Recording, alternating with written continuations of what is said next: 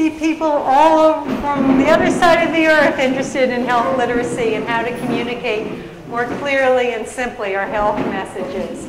So I am Helen Osborne. I think some of you are new. I don't think I saw a few of you this morning. Some of you are new, but many of you are now familiar faces. So I'm glad you came back to learn more about how to communicate your health message more clearly and simply. This is set up as a workshop, and you'll hear my style. You might already be gathering that about me. My style is, let's do all this together. Yes, I know some things, but you know a lot of things too. So let's be building on that together. The goal is that you leave with a strategy, an idea, something to try, something to do, so you can communicate health information just a little bit more clearly, just to get you started. I had talked with Anju and Dr. Malpani about how we're going to spend this time, because I do a lot of workshops on these strategies, and I've written a book, Health Literacy from A to Z, about all these communication strategies. And what can we do in the short time we have? So they asked me, please, to prioritize plain language. That's how we use more simple and clear wording, both in print and in speaking.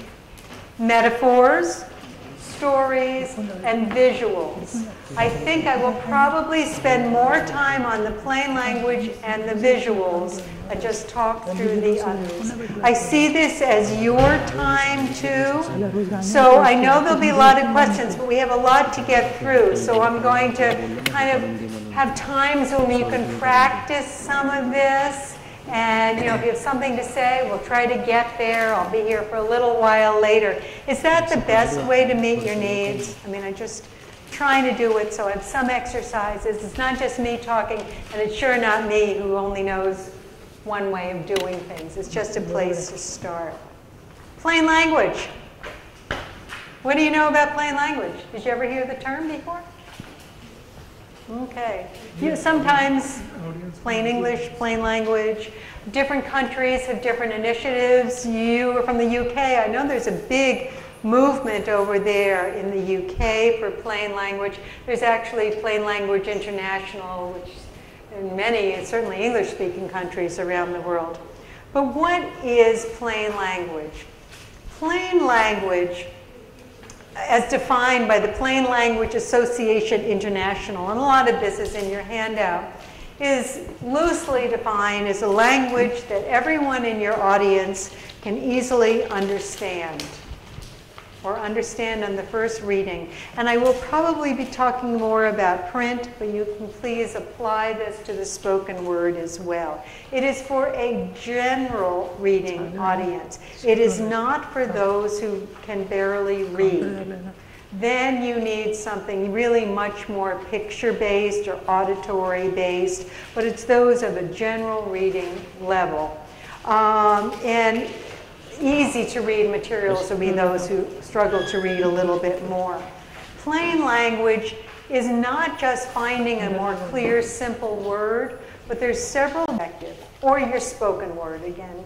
Please, for whatever I'm talking about, put it in your own situations and your own words.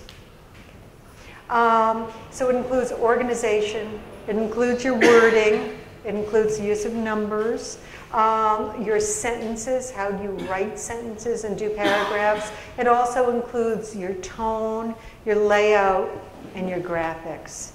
And it applies to print, it applies to web, and it applies to verbal communication. So I want to show you an example, a before and after example of plain language. Oh, but before I do, I want to find out a little bit about you. And sometimes I ask the question, what hat or hats do you wear? Just pretend, like what jobs do you have? When it comes to communication, I'm going to tell you about 3, and you can wear 1, 2, or all 3 of them, or none. Are you a producer? Are you that kind of person who is cranking out those nouns and verbs, somehow communicating with somebody else? So that's 1, producer. Are you a polisher? Are you an editor? Are you a manager? Do you somehow influence somebody else's communication? And the third one is, are you a policymaker? Do you set those standards that others need to meet? So let's just show your hands. Again, you can choose 1, 2, 3, none, whatever. No real rules here. How many of you would consider yourself producers of health information? Okay. Okay, maybe a third. How many of you would consider yourselves polishers, somehow have influence over someone else's communication? Few of us. Other people too, all right. And how about policymakers? All right. So we have a nice balance. So be thinking of that as we go through those, because we are all in this one together, no matter whatever hats we're wearing, or if we're the ones receiving this information as well. So I want to show you a plain language before and after. This is from information that was on one of the federal sites for the U.S. It was from the CDC.gov, and it was from 2-3 years ago. I just wanted to show the before-after example. The content doesn't really matter, but I just want to show what something can look like before and what it can look like after. This one was done back when we have the flu vaccine. You have the flu vaccine here? There was a flu going around, and it was called H1N1. Pardon? Swine flu, but the pork producers didn't want it called swine flu. So we called it H1N1. I don't know, but these things happen. But it was, when it got started, it was you had to have two, you had to have one shot, then another shot, and when it first came out, it was not available. So the media was saying, be very worried about this flu. It's a really bad flu. Get your shot. But then there'd be long, long lines around the block because there wasn't enough shot. And when I use shot or vaccine, same words, same terms. And then all of a sudden, we got so much that they couldn't use it up fast enough. So now they had to change you're from the media, you had to change your whole media message to, yes, this flu is a bad flu, but now there's plenty. Go get your 2 shots. So that's the context of this. So it's in your handout too, but if you want, just put your hand over, cover up the after. Just look at the before. And the next slide, please. Could you advance the slide? This is the before. This is actually from the website. Read it either, if you would, either in your handout or up here. And just think about that. Is that easy to understand?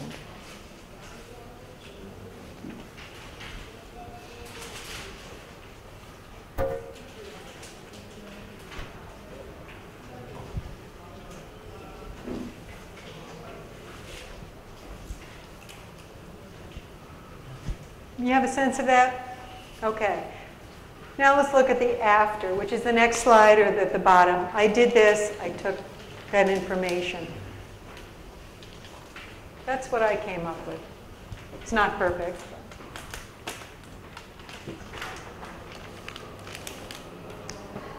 Okay, let's talk. See heads nodding. What's the difference from the before to the after? This is simple language.